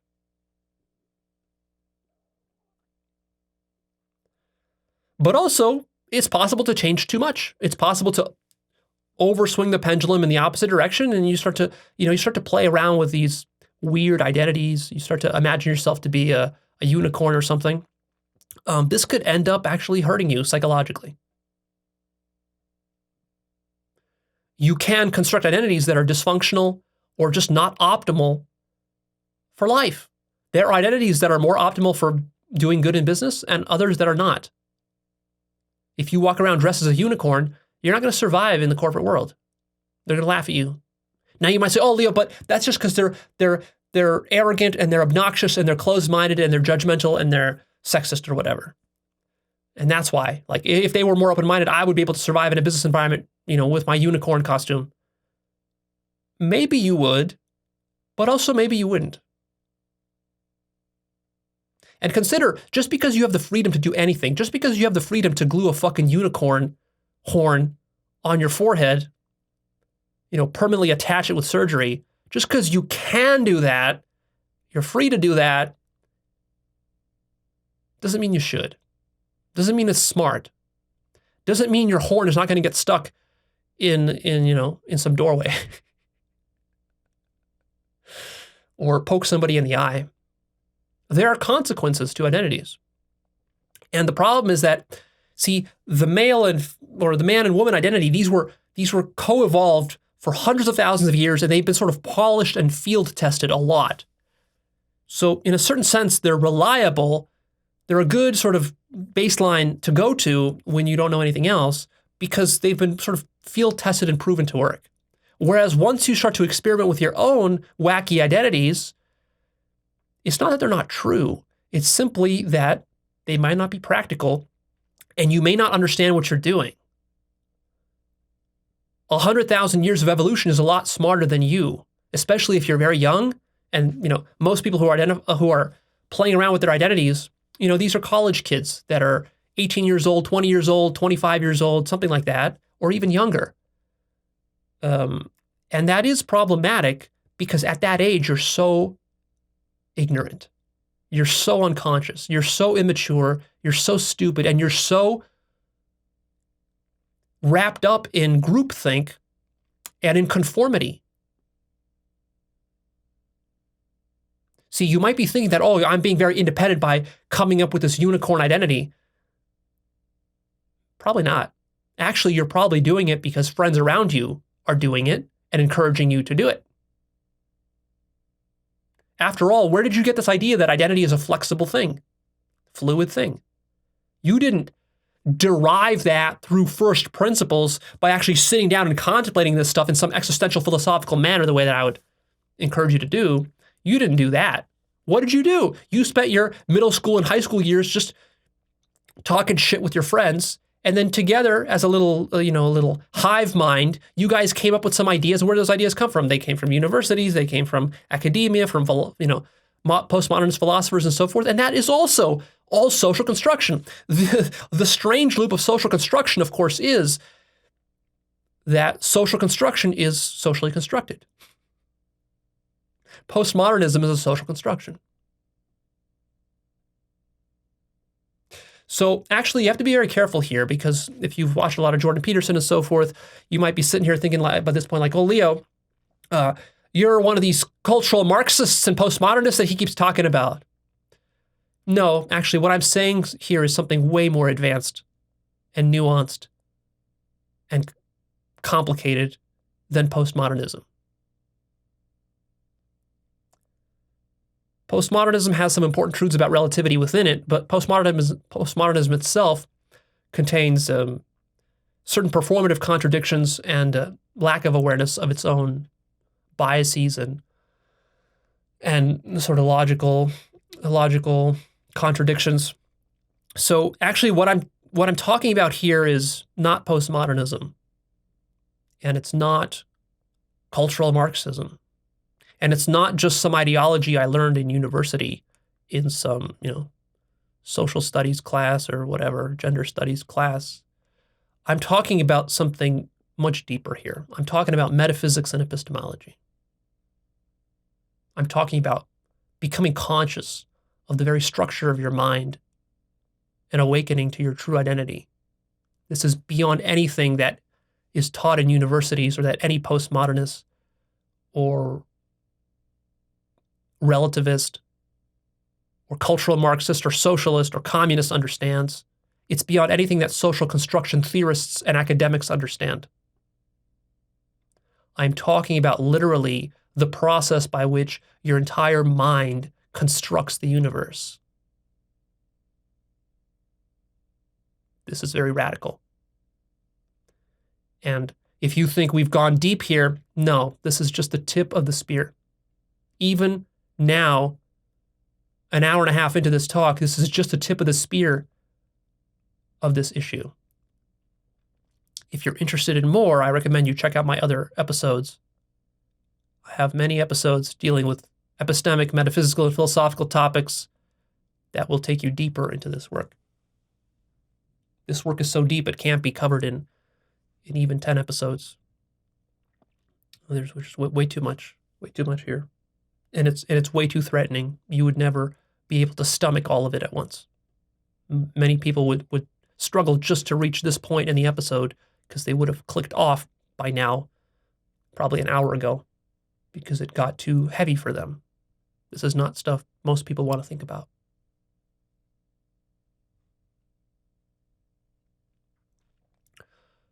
But also, this is amazing stuff to think about.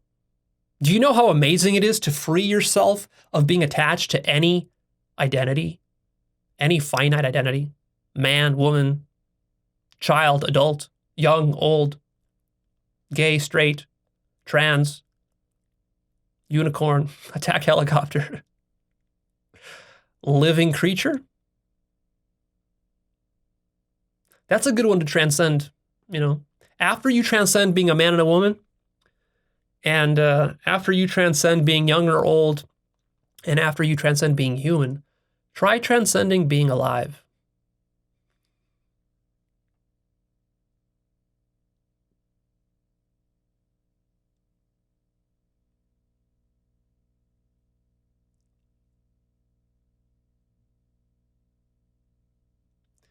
That's what I teach. That's the pinnacle of everything I teach. Everything I teach is designed to help you to jailbreak your mind of the various social constructions that you've adopted just unconsciously, being born in society and culture, to deconstruct all those to ultimately get to your true identity, which is infinity. That's what you really want. You don't know that you want this yet. You don't understand what infinity is as an identity. If you did, you would be so floored. So I'm trying to guide you towards realizing your infinite identity, but we have to do it in a sort of a roundabout way, inch by inch, because you're a stubborn mule and you're going to resist all the way. That's how the mind is. But also you could go along willingly. You don't have to be a stubborn mule about this. You could open your mind and actually be excited about this stuff. Because, this is exciting. This is the best news there is. Why would you want to limit yourself to a man, woman, unicorn identity? Why don't you want to become everything? Do you see how stupid it is to think of yourself as just a man or a woman? Or trans? Now, I understand why you do it. You're afraid. You're afraid of letting it all go. Whether you're a conservative or even if you're a progressive, you're still afraid of letting go of your identity. And see, progressives are sneaky. They're constructing identities in a higher way than conservatives. So that makes progressives think that, I'm superior to a conservative because I'm more open-minded and liberal and so forth. Yeah, you are, but just by like an inch. And you're still stuck in your progressive identity. And you still get offended and you're still insecure deep down inside if you check. You're still insecure. If you're trans, you're completely insecure about your identity. And you're not able to love yourself completely. You've worked on it hard, let's say, and you've gone as far as you've come, and that's been good. You've needed that to survive and to get to where you are. You've made great strides. Let's say if you're gay, lesbian, bisexual, transsexual, whatever, you've made great strides, especially in the social environment you were in, which was hostile to you when you were growing up and so forth. I totally get it. And I totally get why you want to change culture to be more accommodating and less marginalizing and oppressive. I totally get it. But I'm just here to tell you there's higher to go, way higher to go, and you're still playing games. And you're getting stuck in the culture wars, in the identity politics. You're still getting stuck. You're getting triggered by people like Jordan Peterson. Just the fact that Jordan Peterson triggers you already shows you that there's something you're not understanding about yourself and nature and him, and that there's a toxic dynamic going on there. So just like he's disowning you, you're disowning him, and it's not a sustainable or truthful or healthy ultimate long-term situation.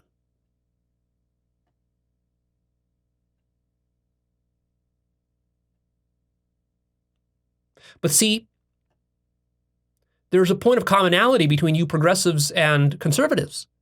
Because see, as a progressive, let's say you're like a trans progressive or bisexual or whatever, you have a deep personal experience, felt experience of how difficult it is to grapple with your identity, your sexual identity, and how confusing it's been and all that, and the whole ordeal you went through. But what you should be able to recognize about the conservative is that the conservatives, they also struggle with that, just in their own way, in their own conservative way. See, they are struggling just as much as you struggled to figure out your trans identity. The conservatives struggle just as much every day to maintain their conservative identity because they're scared of losing that identity.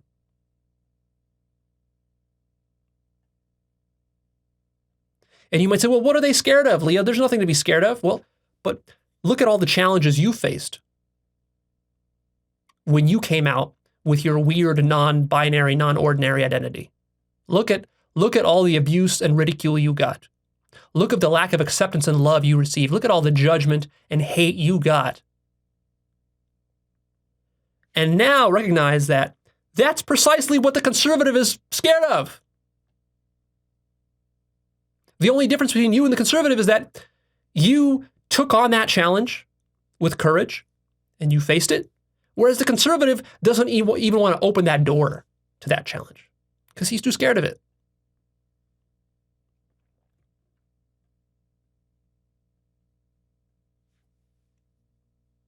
And also, what would happen if everybody in society did this all at once? You have to be honest that society could collapse if everybody did this all at once. That is a legitimate concern. Now, that doesn't mean you have to be paranoid about it. It doesn't mean you have to become a hater and a homophobe and a sexist and all this, anti-trans because of that. But do you understand that where the anti-trans sentiment ultimately comes from and the homophobia comes from and the sexism comes from? It comes from a deep gut-level fear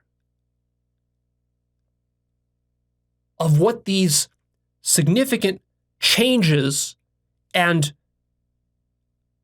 openings to relativity would lead to, and the kind of degradation of society, social structures that it might result in, how it might destroy families, or the raising of children, or marriage, or religious traditions that people are very attached to, or even workplace hierarchies and orders. Now, see, as a progressive, you say, well, who gives a fuck? Leo, yeah, let's destroy all the hierarchies and orders. Doesn't matter. Let's flatten the hierarchy to zero. Well, see, the problem is that you don't understand what you're really asking for, because if that happened in one fell swoop tomorrow, I'm telling you, society would collapse. Now, that doesn't mean that we can't make changes. It just means that you have to appreciate that it's very important what your rate of change is. And that just because you're progressive and very open-minded, you're more tolerant of change. But there are other people in society, the majority of actually people, the conservatives, who are not so tolerant of change. That's not because they're bad people. It's simply because they're not conscious enough nor secure enough in themselves, and they don't have an environment which allows them that luxury of change. The majority of people around the world are living in such conditions that they don't even have the luxury to sit around watching this video and entertaining lofty ideas about the relativity of identity. No! The majority of people, if they don't go to work tomorrow on time, then their kids will go hungry. And that's all they care about. That's their highest priority in life, and they are barely able to do that because their country doesn't afford them the economic conditions, the job opportunities, the technology, the infrastructure, the political, structures to do that. Which is exactly why things like trans rights and gay rights are virtually non-existent in underdeveloped countries, because that's a luxury to them.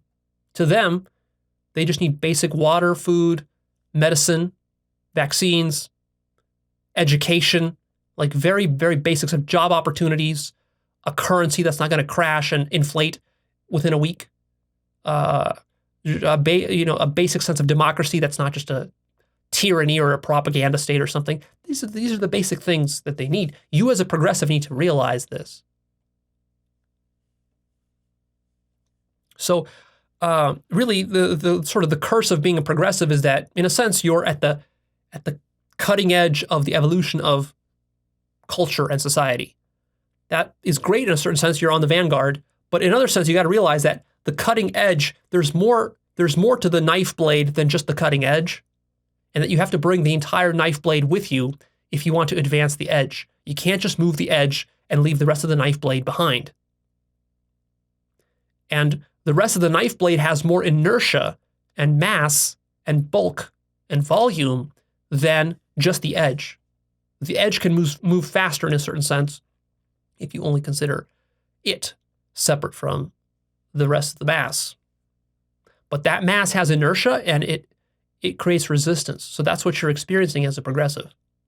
You're the edge, experiencing the resistance and inertia of the rest of the blade. And so for you to evolve higher beyond your progressivism, you'd have to integrate that. That will move you into spiral dynamic state, tier 2, stage yellow.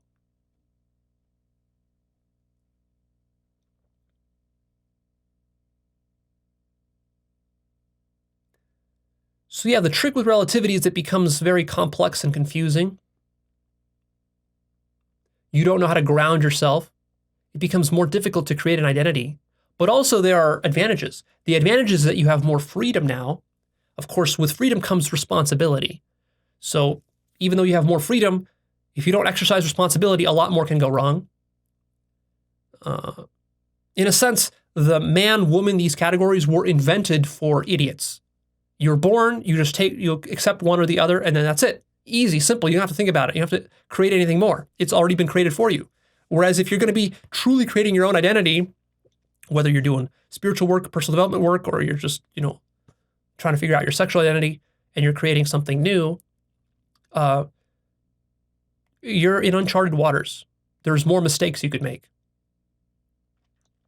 And you're just kind of like flying by the seat of your pants. You're not really sure what you're doing. It could turn out great, could turn out awful. Those are the pros and cons. And you have to be very responsible and wise in how you exercise your freedoms.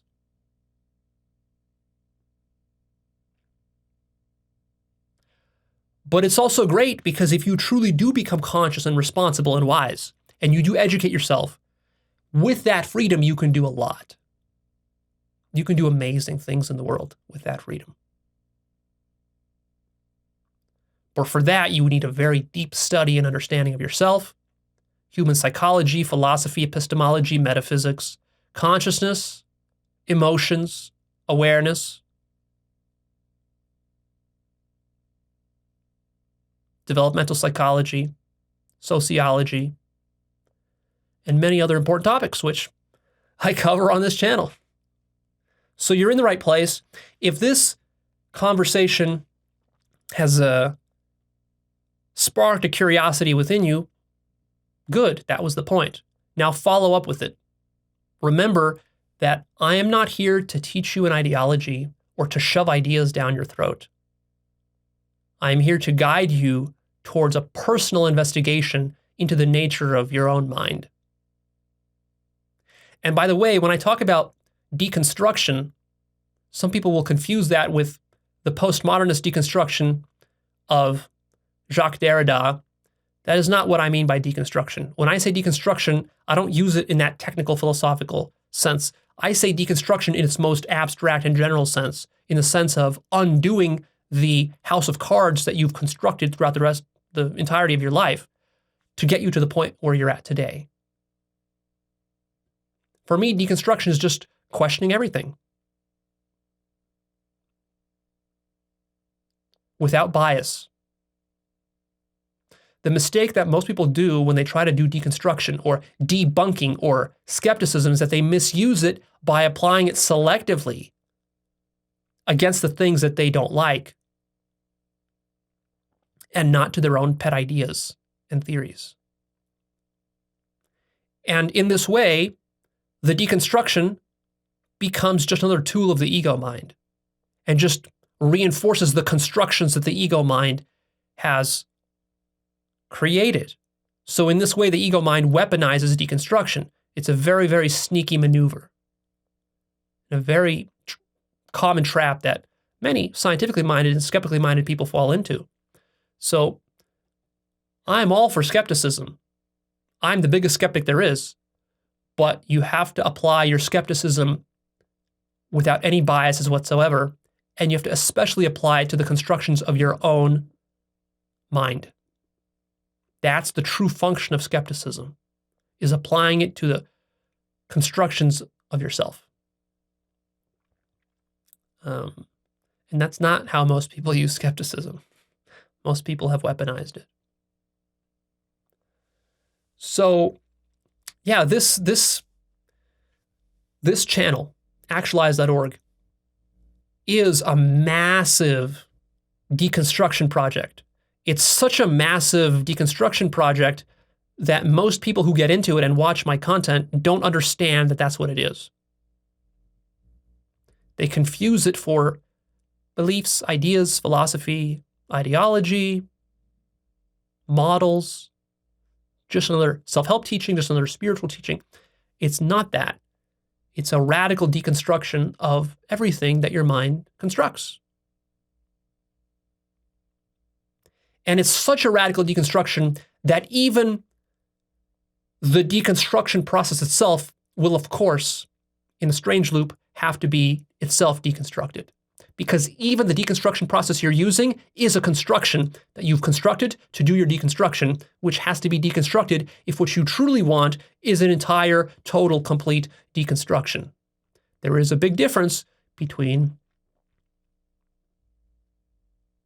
a construction that does deconstruction and deconstructs everything except itself, and a deconstruction, or rather I'd say a construction which deconstructs everything and then also deconstructs itself, leaving behind not even deconstruction. Are you getting that difference? That's a key difference. This is postmodernism. This is awakening. This is spirituality in its genuine form. This is academic mental masturbation.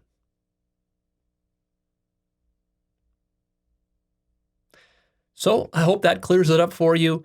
Really, you're not going to be able to understand these issues without contemplating them very deeply.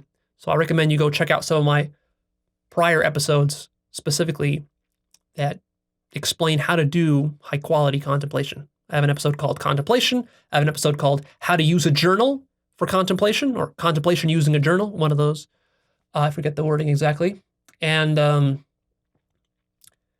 I have episodes called Introspection. I have a lot of episodes. I have episodes about how to ask questions, because contemplation is basically questioning, how to question. I have an episode called How to Discover What is True. That one would be very useful for you. And basically what you want to start to now study, if you want to get to the sort of bottom of the things I said here, is you want to study epistemology. I have many episodes about epistemology, and you want to study relativity. I have an episode called Understanding Relativism Part 1, and I'm soon going to be releasing a Part 2, because relativity, that's the core concept here, right? Ultimately, all that I've said in this episode is that all identity is relative.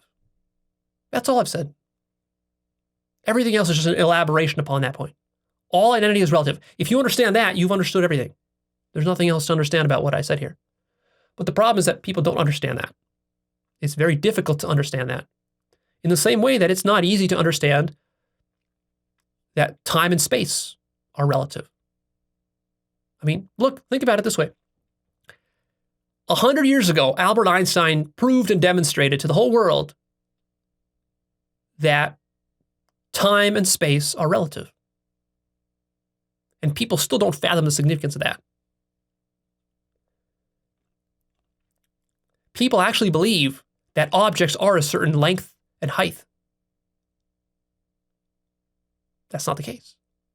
General relativity says that an object doesn't have a length or a height. An object's length or height depends on the velocity at which you're approaching it and the velocity at which it's moving. So you might think that I'm 6'2". I am, conventionally speaking, but I'm only 6'2", assuming that you're moving at a certain velocity and that I'm moving at a certain velocity. If we were moving at different velocities, I would not be 6'2". Literally. Now you might say, oh, that's just philosophy. No, it's not philosophy. That was Albert Einstein's genius, is to realize that I am not actually 6'2", when the whole world assumed that I am. That's essentially what Albert Einstein discovered, but people still don't fathom this. They don't care about this because it doesn't matter for your everyday life. But people still have yet to acknowledge, our society still has yet to acknowledge that all identity is relativistic. Good luck getting a scientist to agree that a rock is not a rock or a human is not a human. It's not going to compute because these are not scientific questions. These are meta-scientific questions.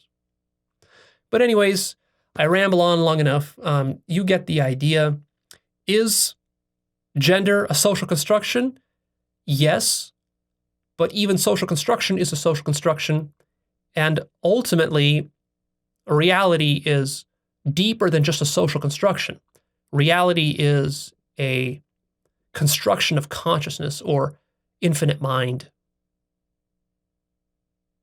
So there is something deeper going on than just social construction. One of the objections to social construction is people say, well, Leo, but then if social construction is true, then anything goes. No, not anything goes. People say, well, Leo, but if social construction is true and you're saying what walls are socially constructed, well, why can't I walk through a wall then if I'm socially constructing it? No. First of all, I didn't say that walls are social construction. Walls are a mental construction, which is different from a social construction. It's a deeper order of construction. There are many layers to construction.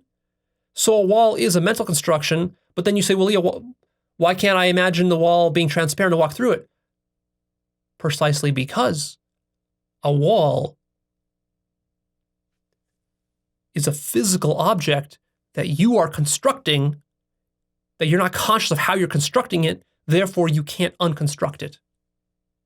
If you could become conscious enough to deconstruct your construction of a physical wall, you would be able to walk through it. But you don't know how to do that because you're not conscious enough.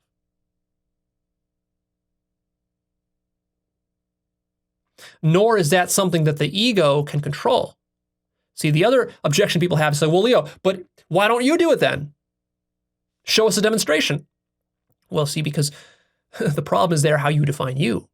You define me as the ego self. The ego self doesn't have access to deconstructing physical walls. The universal self does, not the ego self. So Leo can't do it as an ego.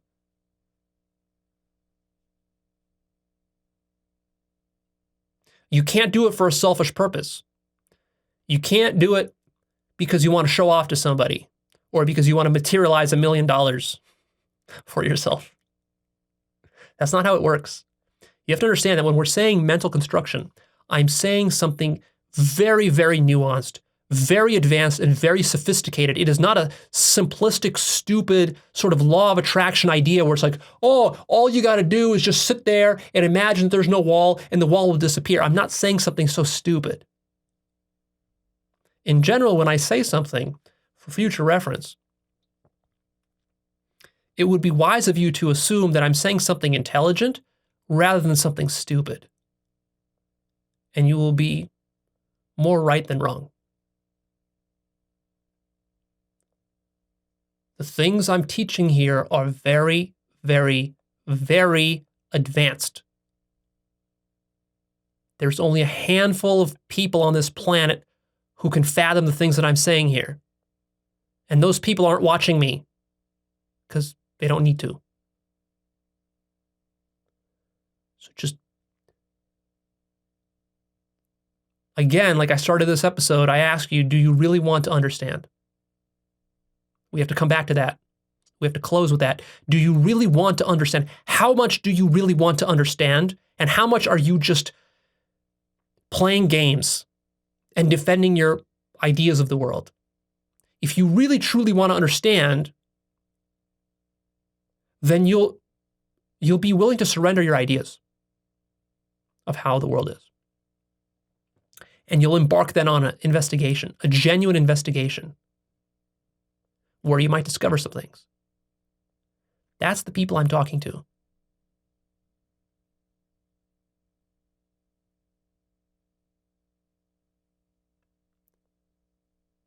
It's very difficult to communicate these things, especially to people with very short attention spans who are careless and flippant and closed-minded and think they understand the world.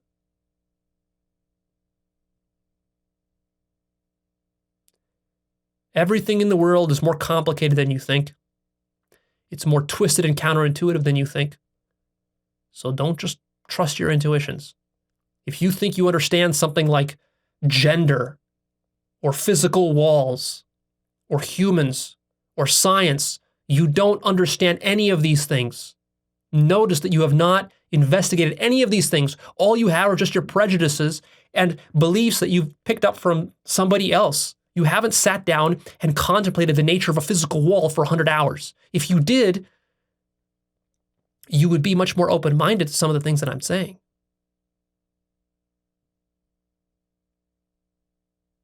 All right, that's it. I'm done here. Please click the like button for me and come check out Actualized.org. That is my website. Make sure you visit there because there's exclusive content for free that you can access. Some of it is paid, some of it is free. As far as the paid stuff, my book reviews, over 200 of some of the best books that I've ever read on self-help and various kinds of philosophical topics and spiritual topics, you will find there. It's very useful. People give me a lot of positive reviews on that. You'll find the Life Purpose course, which will help you to find a sense of direction in your life. People give me a lot of positive testimonials on that all the time, tell me that it's changed their life. You will also find things like my blog, where I post exclusive videos and share links and resources. You will find the forum where you can talk about this stuff. I'm very active on the forum. I try to answer every serious question on the forum. It's actually quite shocking how few serious questions I receive on the forum. So if you're serious about this stuff, come ask your questions. I'll answer them, or somebody else will. And then if you'd like, you can support me on patreon.com/actualized. And I recently launched a new channel, the Actualized Clips channel, where if you don't have the patience to sit through a long 2-hour episode, you can get little bite-sized 5-10 minute clips there. So make sure you subscribe to that. People seem to be loving it so far, and we still got a lot of work to do on it. So there will be hundreds and thousands of clips coming over the next year or two. And that is that. And then the final thing I'll say to wrap all this up is I'm working to make my work more accessible beyond just the Actualized Clips channel. And in fact, this episode here was one of my early attempts to make my work more accessible. That means I'm going to be talking about more controversial topics, sort of topical topics, topics that are in the news, questions, common questions that people have.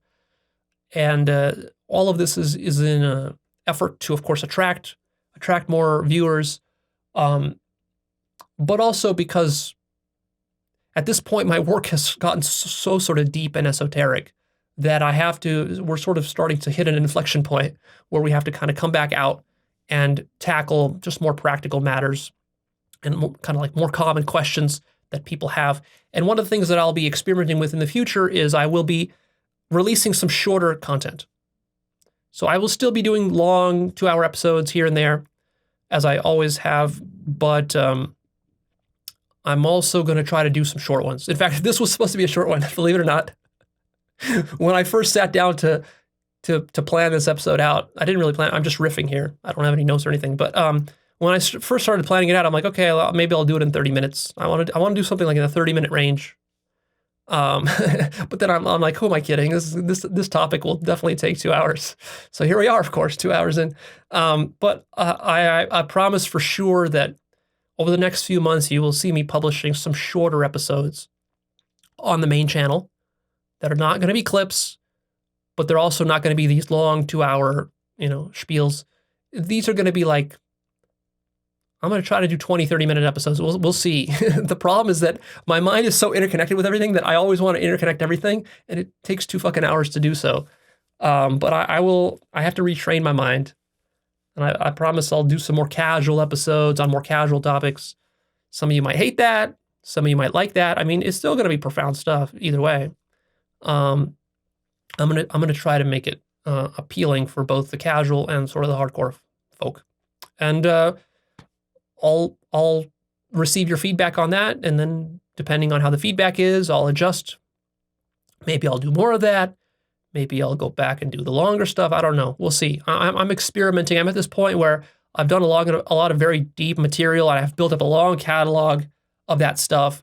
The problem is that this catalog is so deep, 95% of people who view my stuff will never even scratch like the surface of that catalog. So in a certain sense, it doesn't make that much sense for me just to keep like pumping out more and more and more like crazy depth, because the majority of people just can't fathom what's already there. So now my focus is maybe shifting a little bit more towards how do I make the stuff more accessible without compromising the quality of it. So that's always the trick there. So anyways, I'll look forward to releasing some of those. Stay tuned for those, and then give me feedback, and I will take it into account and adjust accordingly.